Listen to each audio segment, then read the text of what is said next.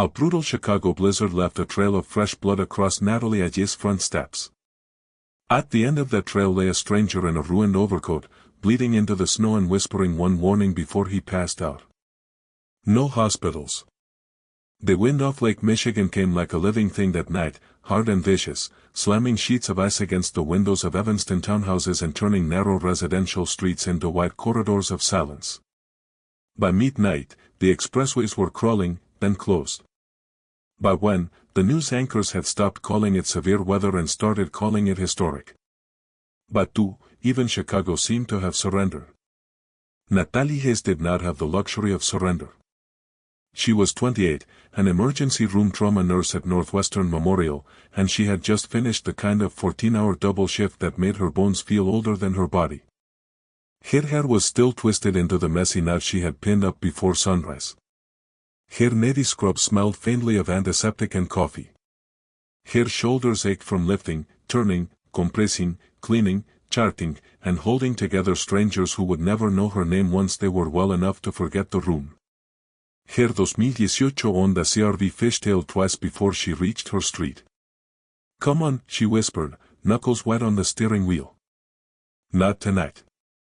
The tires caught. The car crawled forward. Her brick townhouse sat near the end of the block, narrow and ordinary, with a black iron railing, a porch light that flickered whenever the weather turned ugly, and a small wreath on the door she had bought from a grocery store because she never remembered seasonal decorations until the last minute. It was not much compared to the lakefront houses she passed on the commute, but it was hers.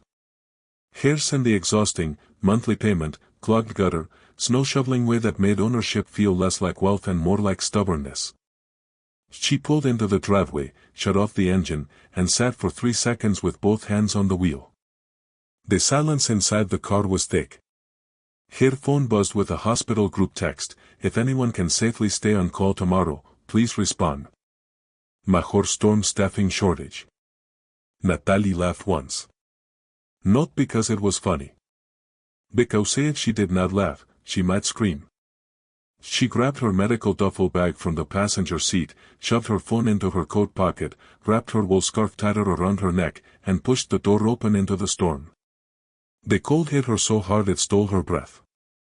Snow flew sideways beneath the streetlights, the flakes sharp as salt.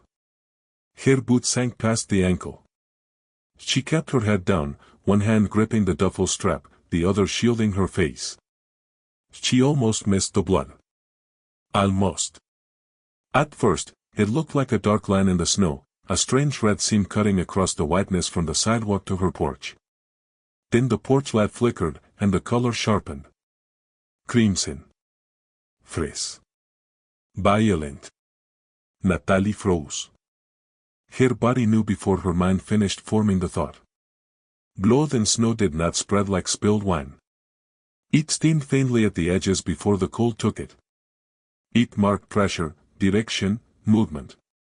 Someone had come toward her door injured and losing volume fast. She followed the trail with her eyes. There, on the bottom step of her porch, half buried by new snow, lay a man. Motionless. For a fraction of a second, Natalie was not a nurse. She was a woman alone on a deserted street in a blizzard, staring at a stranger who should not be there. Then training took over. Her duffel hit the snow. She ran. "Hey," she shouted over the wind, dropping to her knees beside him. "Can you hear me?" No response. She brushed snow from his shoulder and face. He was wearing a charcoal overcoat, expensive even torn, the fabric heavy and fine beneath her gloved hands. Completely wrong for the weather. Completely wrong for bleeding out on a nurse's porch at 2 in the morning. His white dress shirt beneath it was soaked through. Not stained. Soaked. Natalie pressed 2 fingers to his neck, finding the carotid pulse through skin so cold it felt unreal. There. Fast. Weak. Still present. "Okay," she breathed. "Okay. Stay with me." His hand shot up and clamped around her wrist. The strength of it shocked her. His grip was brutal, automatic, nearly bone-crushing, the last command of a body refusing to die politely. His eyes cracked open. Gray. Not soft gray. Not tired gray. Easy over steel. Hospitals, he rasped. Yes, she said, already reaching for her phone with her free hand. I'm calling an ambulance. His grip tightened. No. You are bleeding out in a blizzard. No cops. No hospitals. This is not a negotiation. His gaze sharpened for one terrifying instant. A heavy shape shifted beneath his torn coat. Metal caught the porch light, dark and unmistakable. A small handgun had slipped from an inside pocket and rested against his thigh. It did not point it at her. It did not have to. Natalia's mouth went dry. I'm a nurse, she said, because it was the only fact that seemed to matter and the only shield she had.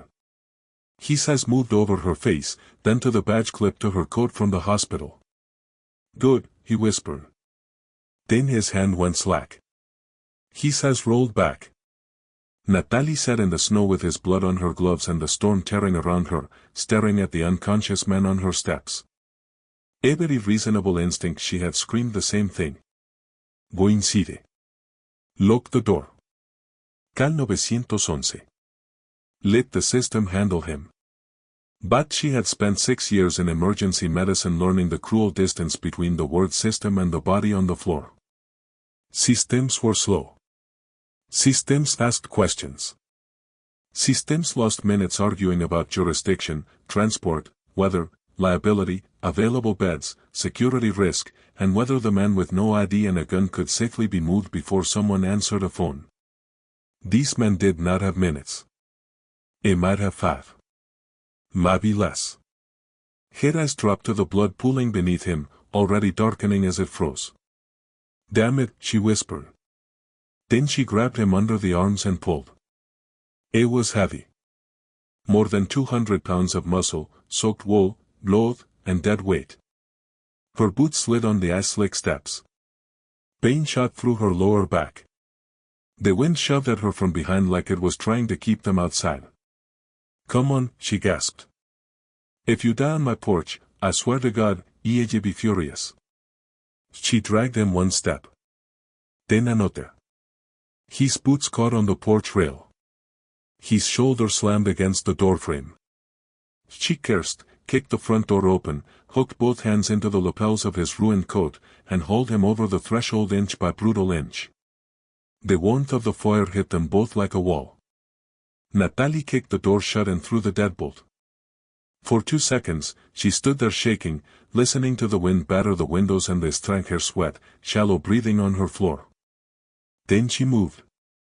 Her living room became a trauma bay without permission. She dragged him onto the rug near the coffee table and tore open her duffel. Trauma shears. Gloves. Hemostatic dressing. Gauze. Pressure wrap. Saline. Tape. Pen light. She had stuck the bag after too many nights of being the first medical person at a car crash, a collapsed neighbor, a child choking in a restaurant. She had never expected to use it on a half-frozen armed stranger bleeding on her Persian knockoff rug. She cut away his coat, then the shirt beneath. The fabric fell open. Natalie paused. Not because of the wound. Because of the tattoo.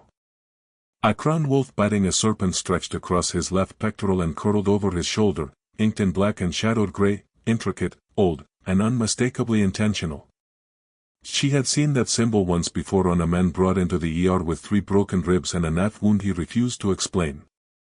The residents whispered about it after security escorted him out. Castello. The ports. The family no one said too loudly unless they wanted the room to go quiet. Natalie stared at the tattoo. Then at the man's face. Sharp cheekbones. Bruised mouth. Dark hair damp with melted snow. A beauty too severe to be comforting. Oh, you have got to be kidding me, she whispered. The man on her floor was not just some criminal. It was connected to one of the most dangerous organizations in Chicago. Maybe worse. Maybe he was the organization.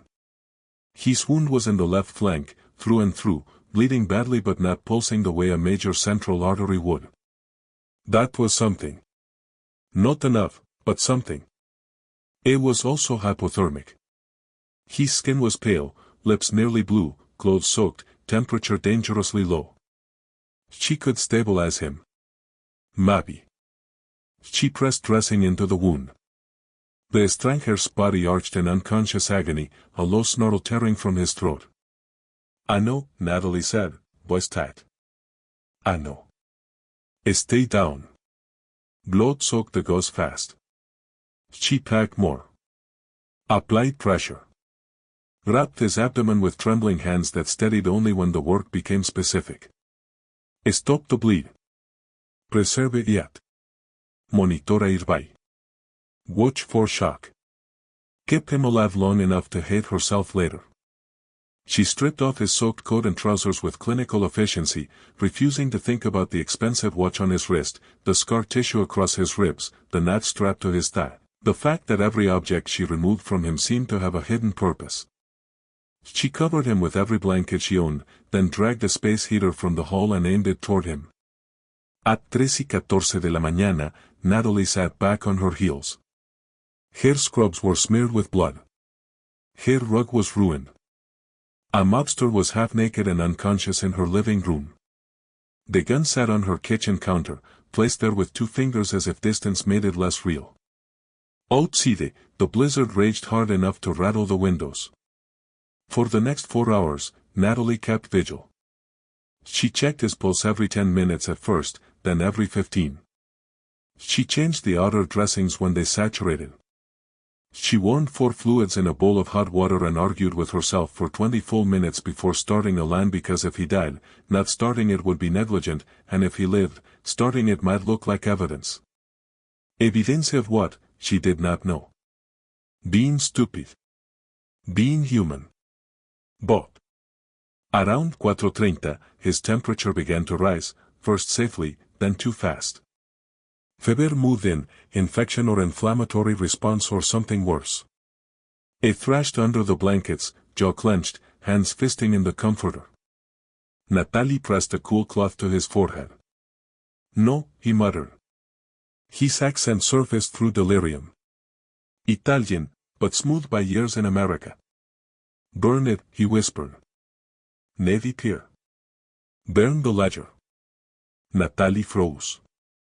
The news had been reporting a warehouse fire near Navy Pier before the storm knocked out half the city's live coverage. Electrical failure, they said. No casualties confirmed. Fide crews limited by weather. The man on her rug knew the word ledger. He knew the fire. He had come from it. Quiet, she murmured, because there was nothing else to say. Jure safe. His eyes snapped open. Fever braked. Wild. His hand shot up and closed around her throat. Not squeezing. Not yet. But present enough that her whole body went still. Where is he? He demanded. Let go of my neck. Where is Moretti? I don't know anyone named Moretti.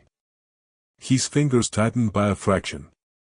Natalie forced her voice into the calm register she used with combative patience twice her size. You are in Evanston. You were shot. I am a nurse.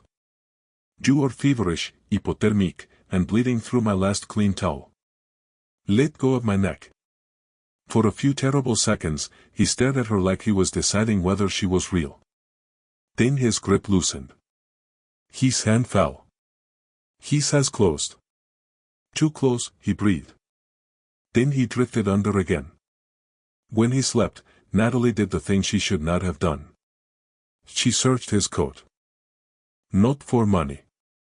Not for secrets. For identification. For blood type. For medical alert information.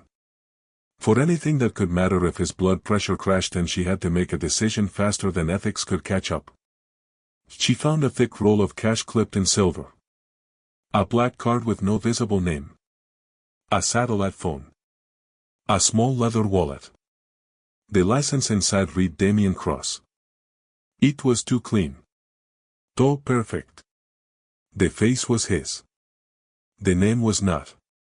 Bane. The license was a folded card with a blood type and allergy notation. At least that was useful. Bane. That, hidden in a slit in the leather, was a photograph.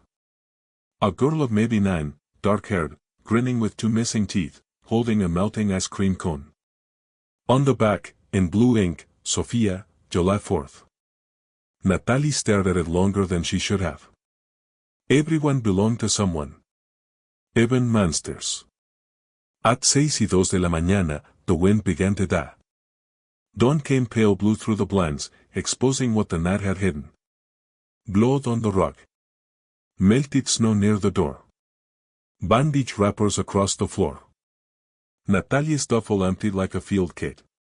The stranger, Damian, if any part of the fake ID was honest, propped against the base of her sofa with blankets around his waist. Awake. Lucid. Holding the satellite phone. Natalie stood so fast the armchair hit the wall behind her. His gray eyes moved across the room with terrifying precision. Door. Windows. Gun on counter. Medical supplies. Hair. It looked less like a patient now and more like a man rebuilding a battlefield in his head. You did not call police, he said. His voice was deeper awake. Controlled. Commanding. The kind of voice that did not ask because it expected reality to rearrange itself. You told me not to, Natalie replied. And you listened? You had a gun. His gaze flicked toward the kitchen counter. You moved it far enough that I could not reach it, close enough that you could pretend it made you safer. I don't know how to use it. I know. That annoyed her. You lost a lot of blood, Mr. Cross. One corner of his mouth moved. Castello. She had not meant to say it out loud. The room changed. The name sat between them like a third person. Damian's expression did not shift, but his eyes sharpened. You know who I am. I know enough to understand that I made a terrible decision. You made a human one. Don't romanticize it. He was exhausted and stupid. You saved my life. You keep saying that like it makes me feel better. It should make you careful. Natalie stared at him. What did you just do with that phone? He looked down at it. Send my location. Her stomach dropped. To who? My people. Your people. Yes. Are they the kind of people who knock, or the kind who break windows? That depends on who arrives first. The room seemed to shrink. Natalie took one step back. No. Natalie. No. You do not get to bring whatever this is into my house after I saved you. It is already here. Get out. I cannot stand without help. I will throw you into the snow myself. Despite the fever, pain, and blood loss, he almost smiled. Then the smile vanished. His eyes shifted toward the window. Natalie felt it before she heard it. A vibration beneath the floorboards. Low. Mechanical. Growing. Not a plow. Not wind. Not one engine. Many. The sound rolled down her quiet residential street like thunder trapped under metal. Heavy tires crunched through deep snow. Headlights cut through the blinds in sharp wide lines. Then came the slam of car doors, one after another, synchronized and final. Natalie stood in the center of her living room, unable to move. Damien's voice cracked like a whip. Do not touch the blinds. She flinched. Do not look outside. Do not open the door until I tell you. You sent them here. He sent me. And if they are not yours? It did not answer. A knock struck the front door. 3 beats. Calm. Precise. Damian exhaled slowly. Open it. Natalie looked at him like he was insane. Now. Her legs moved because her brain could not produce a better plan fast enough. She crossed the foyer, hands shaking, and turned the deadbolt. The door opened inward. A wall of cold air rushed in with a man who looked like he had been made for war and then tailored for money. It was tall, black, early 40s, wearing a navy overcoat over a charcoal suit, snow melting across his shoulders. His posture was military, his expression controlled. He looked at Natalie once, assessed her fully, then looked past her to Damien. Boss. Behind him, the street was no longer a street. It was a blockade. Black SUVs lined both sides of the snow-buried road. Men in dark winter gear moved through the storm with disciplined speed, establishing a perimeter, checking sidelines, turning Natalia's quiet block into something from a country that did not trust daylight. The men stepped inside and shut the door. Harrison, Damien said. Harrison crossed the living room and knelt beside him. You look terrible. I was shot. I factored that in. For one absurd second, Natalie almost laughed. Then reality swallowed the sound. I need you out of my house, she said. Harrison looked at her then, properly. His face softened by a fraction. You must be Natalie Hayes. I am the woman whose rug is soaked in your boss's blood. I am sorry about that. You are sorry about the rug? I am starting with what I can confirm. Damien grimaced as Harrison helped him sit straighter. Status, he said. Harrison's expression hardened. Navy Pier was a coordinated hit. Communications were jammed. 3 of ours dead. 2 missing. The warehouse burned, but not cleanly enough. We extracted partial surveillance and financial backups. Dominique's people are moving fast. My brother, Damien said. Not with surprise. We's hatred sharpened by grief older than the wound in his side. Natalie backed toward the hallway. Absolutely not. No, I am not listening to this. Damien's gaze found hers. You need to pack a bag. I need you to leave. If we leave you here, you will be dead before noon. She stared at him. You do not get to threaten me in my own house. That is not a threat. It is a timeline. Harrison stepped forward, voice calm. MS, Ayes, MR Costello's enemies will already be searching for where he went after the crash. The storm slowed them down, but not enough. There is a blood trail to your property. Traffic cameras, private doorbell cameras, neighbors, emergency scanners, eventually they will find this address. I will call the police. Harrison said nothing. Damien did. My brother owns enough of the police to make that call dangerous. Natalie shook her head. No.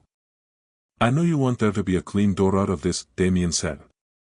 There is not. You don't know what I want. I know you want your life back. The words hit harder than they should have. Because yes. She wanted last night back. She wanted her shift to have ended with a shower, reheated soup, and 3 hours of sleep before another understaffed day. She wanted her biggest problem to be whether she could afford to replace the furnace before February. She wanted not to know what a crowned wolf tattoo meant. Damien's voice lowered. You crossed into my world when you saved me. That is not fair. It is still true. Pack a bag. Natalie looked at Harrison. It did not try to intimidate her. That somehow made it worse. How long do I have? 3 minutes, he said. Of course. She ran upstairs. Her bedroom looked painfully ordinary. Un mat de bed. Laundry basket. A half-read novel on the nightstand. Pay stubs clipped to a folder. A framed photograph of her mother and her nursing graduation pin. Normal things. Small things. The kind of life that could vanish between one decision and the next. She shoved jeans, sweaters, underwear, medication, passport, and her mother's silver cross into a canvas duffel. Her hand shook so badly she dropped the passport twice. When she came downstairs, 2 of Harrison's men were cleaning the living room with quiet, efficient movements. Bloodied gauze sealed in bags. Damien's ruined clothes collected. Surfaces wiped. Evidence erased or preserved, she did not know which. No, she said. You can't just clean away a crime scene. Harrison looked at her. If Dominique's men find his blood here, they use it to build a story that ends with you in a basement. I hate every sentence any of you say. Understandable. They moved her outside. The cold punched her in the face. Snow swallowed the porch, the driveway, the front walk. The SUVs idled in a line, heat spilling from exhaust pipes into the dawn. Neighbors, windows remained dark, blinds closed against weather and fear. Natalie climbed into the back of an armored SUV beside Damien because Harrison gave her no other option and Damien was too injured to argue with anyone but her. The doors shut. The cabin went silent. Thick glass. Leather. Warm air. The faint smell of blood beneath expensive cologne. As the convoy pulled away, Natalie turned to look back at her house. For one moment, she saw it exactly as it had been hours earlier, porch light flickering, wreath on the door, snow gathering on the railing. Then it disappeared behind them. The life she had known was buried under 3 feet of snow and one impossible choice. They did not go to a hospital. They went to ORE. Not the passenger terminals, but a private hangar where wind screamed across the tarmac and men moved quickly beneath floodlights. A medical team waited inside a jet so luxurious it made Natalie angry before she understood why. Cream leather seats. Polished wood. Warm lighting. Silence that cost money. Damien was transferred to a medical bed in the rear cabin. A private physician named Dr. Sterling examined him with tight-lipped efficiency while Natalie stood near the partition, arms crossed, unable to stop herself from correcting technique twice. Dr. Sterling looked offended. Damien, pale and sweating, opened one eye. She is usually right. I have no idea if I am usually right around mob medicine, Natalie said. Still. After Sterling finished, Damien dismissed everyone but Harrison. Natalie remained standing. I said everyone, Damien said. I heard you. You are not leaving? This is apparently my kidnapping. Either like minutes of the meeting. Harrison's mouth twitched. Damien studied her from the bed. The fever had returned a sheen to his skin, but his eyes were clear. You are not a hostage. Great. Open the door. The plane is moving. Then that feels like hostage behavior. You are under protection. I did not consent to protection. You will live long enough to object formally. Natalie turned toward Harrison. Is he always like this? Worse when healthy. Damien gave him a look. Harrison ignored it. The jet lifted through the storm, climbing hard into cloud. Natalie gripped the armrest despite herself. The lights of Chicago vanished beneath them, blurred and distant, as if the city had washed its hands of her. Only after they leveled out did Harrison place a tablet on the table in front of her. You should see this. She did not want to. She looked anyway. The feed showed her street. Her townhouse. 3 dark vans pulled up 28 minutes after the convoy left. Men moved through the snow toward her porch. One kicked the door inward with a battering tool. They entered fast, weapons low, faces covered. Natalia's throat closed.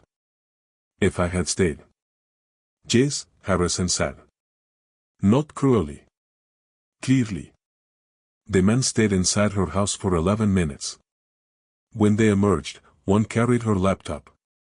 Another carried a small file box from her office closet. No, she whispered. Those are my documents. Which documents? Harrison asked. Taxes. Mortgage. My nursing license renewal. My mother's medical records. Damien's face sharpened. Your mother? She died 2 years ago. It's nothing useful to your enemies. Everything is useful to the right enemy. Natalie looked at him, rage suddenly cutting through shock. You did this. I did not send them. You brought them to my door. Yes. The honesty was worse than denial. She leaned back, breathing hard. Damian watched her for a long moment. My brother's name is Dominic, he said. He tried to kill me last night. I gathered. He will use anything he finds. Your employment record. Your debts. Your family. Your neighbors. It will turn your ordinary life into leverage because men like him are lazy with cruelty. They take what is closest. You're different? No. The answer landed. Damian looked toward the window, where morning light began to bleed across the clouds. I am trying to be. The plane descended into Wyoming 3 hours later. Jackson Hole emerged beneath them in white and blue, snowbound mountains, pine forests, the blade of a runway cut through winter. The estate lay 40 minutes from the airport behind two gates and a road that wound through dark trees. It did not look like a fortress at first. It looked like wealth pretending to be rustic, timber, stone, wide windows, smoke from chimneys, roofs heavy with snow. Inside, it was warm and quiet and guarded in ways Natalie felt more than saw. A woman in her 50s met them in the entry hall. Mr. Castello, she said. Medical suite is ready. Then she looked at Natalie. Ms. Ayes, I'm Mara Quinn. I run the house. You be in the east room. It has its own lock. No one enters without your consent. Natalie blinked.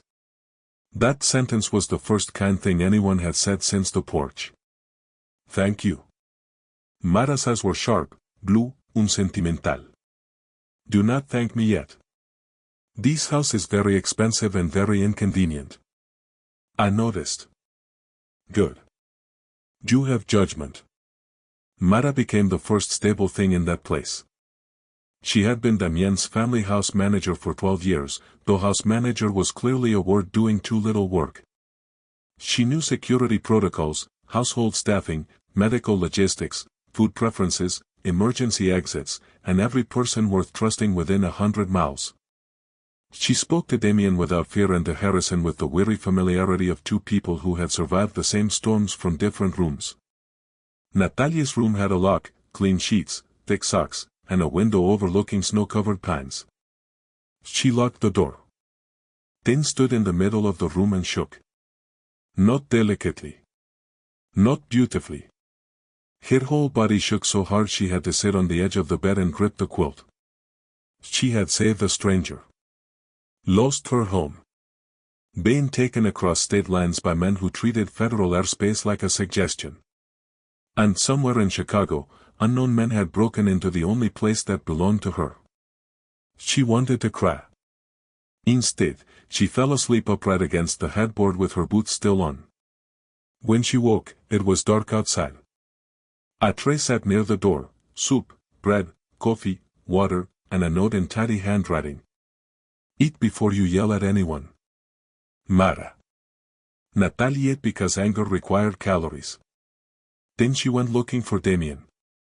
She found him in the medical suite, pale but awake, sitting upright while Dr. Sterling checked the wound. Harrison stood near the wall. A bank of monitors displayed security feeds and what looked like financial data. Damien saw her and dismissed Sterling again. This time Natalie stayed by choice. What is on the drive? She asked. Damien glanced at Harrison. Then reached toward the bedside table.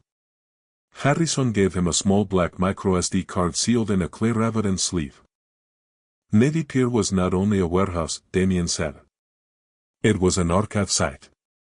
My brother thought he destroyed the ledgers tying him to certain officials, shell companies, and suppliers. Criminal ledgers. Yes. And you kept a copy hidden in a gun magazine like a paranoid cartoon villain? Harrison coughed. Damien's eyes narrowed. It worked. It got you shot. It also got me here. Bleeding on my rug. Alive on your rug. Natalie closed her eyes. I hate that you have a point. It did smile then. Briefly. Painfully. The drive contains enough to dismantle Dominique's influence if it reaches the right hands with the right authentication. Then give it to federal authorities. If I give it openly, have the people named on it move before charges land. If I use it privately, Dominic comes for me. If I destroy it, men worse than him inherit the routes. What are you planning? To win. That is not a plan. That is ego with a suit. Harrison looked at the floor. Damian stared at her. Most men in Natalia's life had reacted badly to being told the truth. Her father, when she was 16 and told him drinking was not a personality. Her ex, when she said love did not mean paying his rent while he called her ambitious like it was a disease. Sergeants, when she corrected medication orders. Patients, when she refused extra narcotics. She had learned that truth usually had a price. Damian surprised her. He did not lash out. What would you do? He asked. I'm a nurse. You are also the only person in this room who does not benefit from lying to me. That silenced her. She looked at the draft. Then at the monitors. Make copies. Authenticate the data through an independent forensic accountant. Identify the names with legal exposure and separate them from names that are just rumors. Send controlled packets to multiple channels, federal prosecutors, investigative journalists, compliance offices connected to legitimate businesses, not just law enforcement. Keep the money and the reputation at the same time. Damian studied her. Why do you know this? My mother was a billing auditor before cancer made her a patient. She spent half my childhood teaching me that crimes hide in paperwork because arrogant men think paperwork is boring. Harrison nodded slowly. Your mother was right. She usually was. Damian's gaze softened by a degree. What was her name? Elaine. A nurse. No. Smarter. Harrison smiled. Natalie did not mean to smile back. Over the next week, the estate became less a hideout than a command center. Not the kind from movies. No screaming. No walls of red string.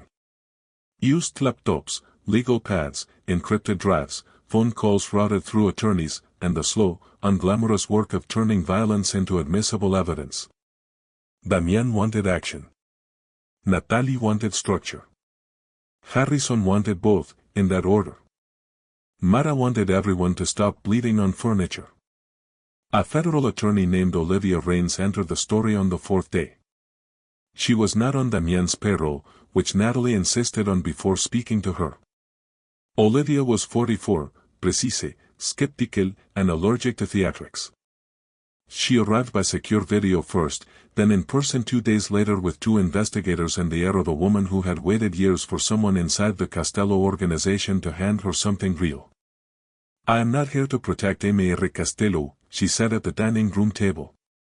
Good, Natalie replied. Olivia looked at her. You are MS, yes. I am the nurse whose house got destroyed because powerful men keep confusing other pupils lives with chessboards. That is a fair opening statement. Damien sat at the far end of the table, bandaged beneath a black sweater, looking like he disliked every part of lawful process. Olivia sat down a recorder. Before we begin, everyone understands this cooperation does not erase prior conduct.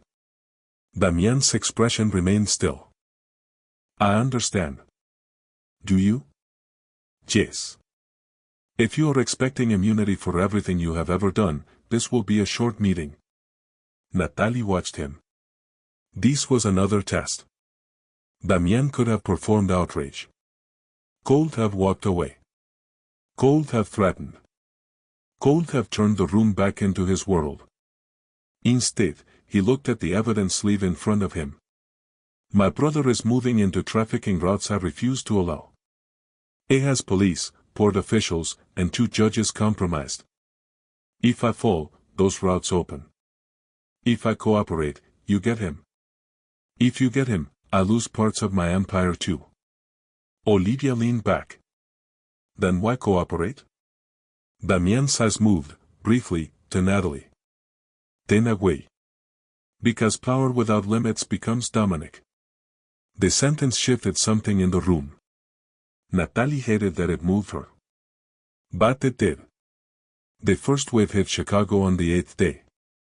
Not bullets. Paper. Subpoenas. Search warrants. Account freezes. Emergency injunctions. Seizure orders. Quiet visits from federal agents to offices where men had believed their suits made them respectable. A judge resigned for health reasons 12 hours before his offshore transfers became public. A port logistics company suspended operations pending review. 2 city officials lawyered up before lunch. The news called it a corruption probe. Then a racketeering investigation. Then a historic organized crime finance case. Natalie watched from Wyoming while reporters stood in front of federal buildings with red noses and serious voices. Her own house appeared once in a local segment about an Evanston property connected to the unfolding investigation. They did not say her name. Olivia had seen to that. Still, Natalie saw the broken front door behind police tape and had to leave the room before anyone saw her face. Damien found her in the mudroom, standing beside a row of boots that did not belong to her. "I will replace it," he said. "My house is not a vase." "I know." "No, you don't. Rich men say replace like it repairs the fact that strangers stood in my bedroom." His jaw tightened. "You are right." She turned to him. "I know you are trying, and I hate that I can see it. That seems inconvenient." "It is." He looked tired. Not physically, though he was still recovering. Tired deeper down, in the place where men who survive too much keep their ghosts. "My brother used to hide in my room during storms," he said. Natalie stayed quiet. "He was 6. He was 9. Our father was worse when it rained. Dominique would crawl under my bed and refuse to come out until morning." "What changed?" "Power offered him a way to never feel small again." "And you?" Damien looked at the window. "I chose control." "That is not the same as safety." "No." The admission hung between them. Outside, snow fell through the dark pines. Natalie thought of him on her porch, bleeding and half dead, still issuing orders because control was the only language his body trusted. "I'm sorry about your brother," she said. "I am not." "Yes, you are." He says cut to her. She did not look away. "You can hate what he became and still grieve who he was." Damien's face closed. For a moment, she thought she had gone too far. Then he said, "You make terrible things sound survivable. I'm an ER nurse. That's half the job." "And the other half?" "Knowing when they're not." He looked at her then, and the room seemed smaller for reasons that had nothing to do with danger. Romance, if that was what was growing, did not arrive beautifully. It arrived in arguments. Boundaries. Medication schedules. Harrison interrupting emotional tension to remind Damien he was due for antibiotics. Mara placing soup between them with a look that said nobody in this house was allowed to mistake trauma for intimacy before dinner. Natalie kept her door locked at night. No one objected. That mattered. Damien learned not to call her mine. The first time he did, after a threat assessment briefing, they targeted what was mine. Natalie stood up and left the room. He found her later in the library. "You are angry." "Yes." "Because I said mine." "Yes." "It is how my world speaks." "I am not your world." He absorbed that. Then nodded. "I will not say it again." "You will probably slip." "I will correct it." That mattered too. The second wave came from Dominic. Not at Damien. At Natalie. A file appeared online under a fake whistleblower account, Natalie's hospital disciplinary record, altered to suggest narcotic diversion.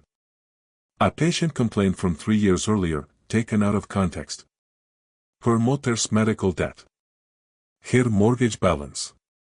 Photos of her townhouse. A caption, "How much does a nurse cost?" Natalie saw it on Mara's tablet before anyone could hide it. For a moment, she felt 16 again, standing in a grocery store counting coins while her father forgot to show up. Es mal. Exposed. Priced. Damien's fury was immediate and silent. Harrison reached for a phone. Natalie said, "Stop." Everyone stopped. She stared at the post. Then took the tablet, sat down, and read the whole thing. Every ugly line. Every lie. Every private fact turned public. When she finished, she looked at Olivia Raines, who had joined by video. "This is witness intimidation." Olivia's eyes had gone cold. "Yes. Good. Who say it?" Damien stared at her. Natalia's voice steadied. "He wants me ashamed. I'm not giving him that. My mother had medical debt because she had cancer in America. I have a mortgage because nurses do not get paid in gold bars. A patient once accused me of stealing pain medication because I refused to chart a la. Let him put it all in writing. It proves he knows my name and is trying to pressure me." Olivia smiled faintly. "Ms. Ayes, if you ever tire of nursing, call me. I won't te. Good. We need nurses more than attorneys." That night, Natalie recorded a statement. Not public. Legal. Precise. She described the attack on her home, the stolen documents, the false post, the effect on her employment, the fear, the timeline. She did not cry until she reached the part about her mother's records. Then she stopped. Breathe. Continued. The statement became part of the injunction package filed the next morning. Dominique's attempt to make her look weak turned her into a protected cooperating witness. That was the first time Natalie understood strategy as a kind of self-defense. The second time came 3 days later. Olivia's team traced the altered disciplinary file to an internal hospital access point. Northwestern. Someone at her own hospital had accessed her employment record and sent it out. Natalie felt sick. "Who?" she asked. Olivia glanced toward Damien, then back to Natalie. "Dr. Peter Klein." Natalie sat down. Klein was an ER attending. Smiling, charming, always too familiar, the kind of doctor who touched nurses' shoulders when asking for something he could have done himself. He had asked Natalie out twice after her mother died.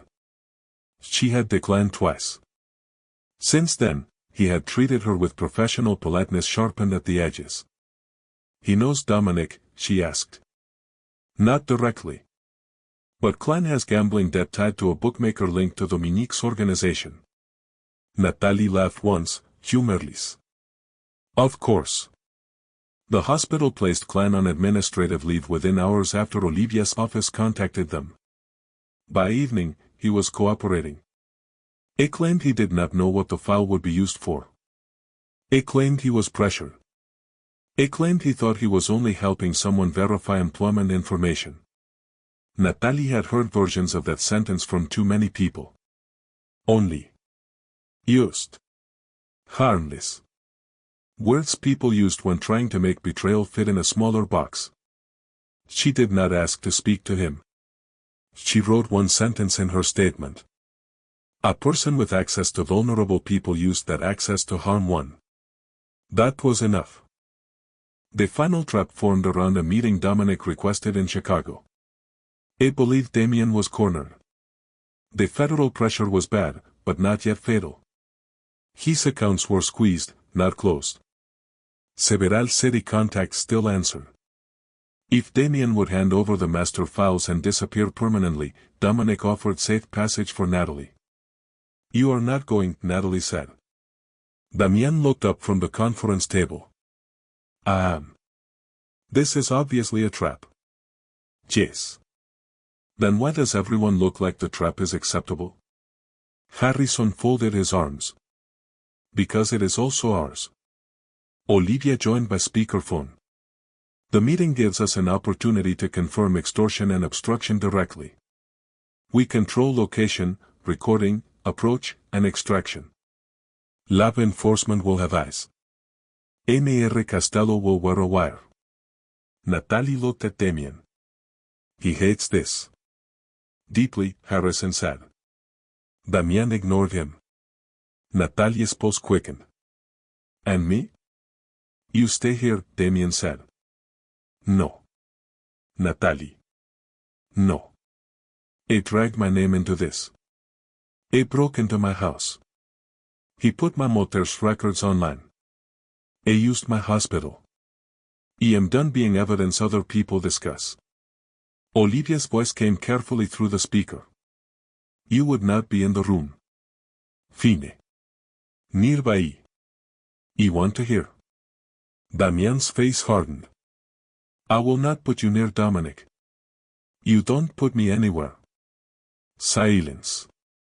Mara, standing near the sideboard with coffee, said mildly, she has a point. Damien looked betrayed. Mara lifted one shoulder. I work for the house. Not your ego. The meeting took place in a closed restaurant near the river, not far from where the first warehouse fire had lit the snowstorm sky. The public story was plumbing repairs. The real story involved federal agents in delivery vans, audio techs in a bakery across the street, and Olivia Raines wearing a black coat in an unmarked car. Natalie sat beside her with headphones over one ear and her hands clasped in her lap. She had not returned to Chicago since the night she left. Seeing the city through the car window hurt more than she expected. The wet black streets. The orange streetlights. The piles of dirty snow along the curb. Home, continuing without her permission. Inside the restaurant, Damien sat at a table beneath low amber lights. He looked fully recovered except to Natalie, who could see the slight stiffness when he shifted. Harrison stood behind him. Dominique arrived 7 minutes late. Dominique Costello was younger than Natalie expected. Mid-30s. Handsome in a colder, smoother way than Damien, with dark eyes and a smile that never reached them. He hugged his brother like cameras might be watching. Damien, Dominic said through the wire. You look better than rumors promised. Disappointed? Relieved. Still lying badly. Dominique laughed. The sound made Natalia's skin crawl. For 20 minutes, they talked around the truth. Family. Loyalty. Business structure. Pressure. Mistakes. Dominic played wounded brother, pragmatic leader, reluctant aggressor. Damien played tired survivor considering terms. Then Dominic said Natalia's name. You have made a nurse very important. Damien's voice changed by a degree. She saved my life. She can still have one. Natalia's hands tightened. Olivia glanced at her. Dominique continued. Give me the master file, sign over the port interests, leave the country for 18 months. The nurse gets her house rebuilt. Her license protected. Her mother's records disappear from the internet. Everyone gets a civilized ending. Damien's voice was quiet. And if I refuse? Then nurses have accidents too. Olivia lifted one hand to the agents listening in. Say more, Damien said. Dominique sighed. You always make things ugly. Fine. If you refuse, the Hayes woman becomes an addict in public record, then a suspect, then a casualty of the same corruption scandal she claims to survive. People believe what paper tells them if the paper is stamped correctly. Natalie closed her eyes. There it was. No pride. Not rumor. A threat in his own voice. Olivia whispered, got him. But Damien did not stop. What about Klein? He asked. A useful idiot. And the men who entered her home? Contractors. And Moretti? A pause. Dominique's first mistake. What about him? Damien leaned forward. The audio rustled. Where is he? Dominique's voice sharpened. You do not have him. No. But you think I do. The room inside the car changed. Olivia sat straight. Damian had not told anyone this part. "What are you doing?" she whispered, uselessly. Inside the restaurant, Dominique's mask cracked. "You always overplayed intelligence," he said. "And you always overplayed cruelty. You think a nurse changes what you are." "No," Damien said. "She reminded me what I am not willing to become." There was silence. Then Dominic laughed again, but this time it was thinner. "You are weak." "No," Damien said. "I am documented." The arrest moved fast. Federal agents entered through the kitchen and front door at the same time. Harrison had Dominic disarmed before Dominic fully stood, but he did not strike him. That mattered legally. It mattered to Natalie too. Dominique shouted that the recording meant nothing. That everyone had been bought. That Damien would burn with him. Maybe parts of that were true. But not enough. Not that night. When they brought Dominic out in cuffs, Natalie saw him through the windshield. He turned his head and found the car somehow, as if men like him could sense witnesses. His eyes locked on her through the glass. For 1 second, all the fear came back. Then Olivia's hand covered hers. "Look at him," Olivia said. Natalie did. Dominique looked furious. But smaller than the storm she had built in her mind. Procedure took him. Not revenge. Not a bullet. Procedure. It was not clean afterward. Stories like that never are. Damien did not become innocent because his brother was worse. Federal cooperation did not bleach the Castello name white. There were hearings, sealed proffers, asset forfeitures, supervised transfers, legitimate businesses carved away from criminal holdings, and long meetings where attorneys argued over the difference between cooperation and absolution. Damien lost money. Influence. Men.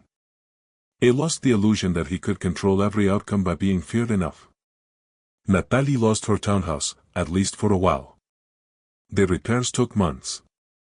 Insurance fought until Olivia's office sent a letter that made an adjuster suddenly discover compassion. Northwestern offered Natalie administrative leave, then a return path. Dr. Klein resigned before termination. His license investigation proceeded quietly and thoroughly. Her name was cleared.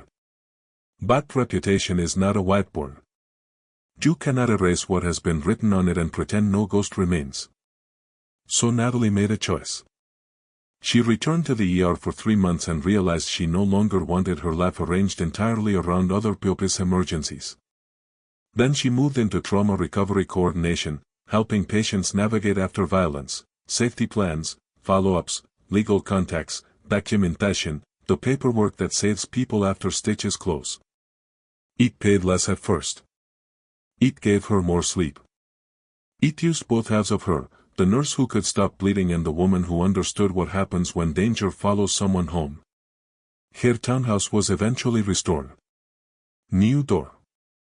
New floors. New rack. She stood inside it on the first night back and cried because it looked almost the same and felt completely different. Damien visited once, invited, with Harrison outside across the street because Natalie had rules. He stood in her living room wearing a dark coat and no visible arrogance. "You changed the rug," he said. "You bled on the last one." Fair. They stood in silence. A snow fell softly beyond the front window, gentler than the storm that had brought him there. "I am selling the port interests," he said. Natalie looked at him. "All of them?" "The ones that cannot survive sunlight." "That sounds like most of them." "It is." "What will you be?" His mouth moved slightly. "I do not know." The honesty settled between them. It was the only thing that made the conversation possible. Damien had entered her life as a bleeding stranger with a gun and a warning. He had tried to define protection as possession because that was the only language his world had taught him. Natalie had refused. Again and again. And somewhere between evidence packets, fever checks, court filings, and arguments in rooms full of men who underestimated nurses, he had begun to learn. Not enough to become simple. In order to become possible.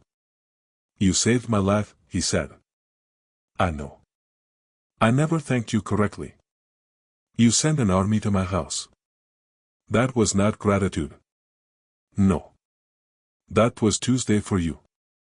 Ismail. A real one this time. Ismail. Tired. Almost young. Thank you, he said. Natalie leaned against the back of the sofa. You're welcome. A long pause. Then he said, may I ask you to dinner? No armed convoy.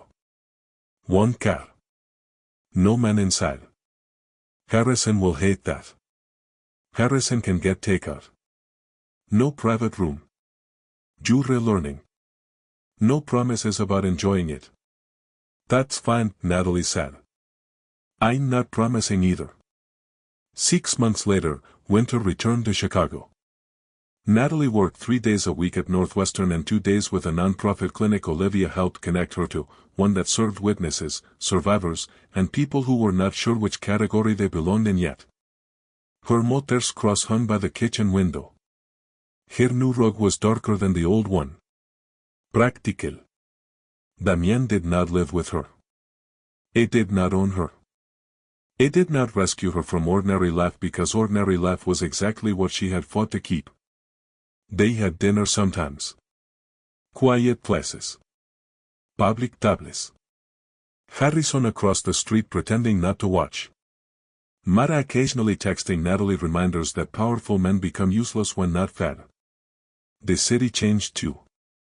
Not dramatically enough for headlines to stay interested. But enough. A commissioner resigned. 2 judges were indicted. A logistics firm collapsed.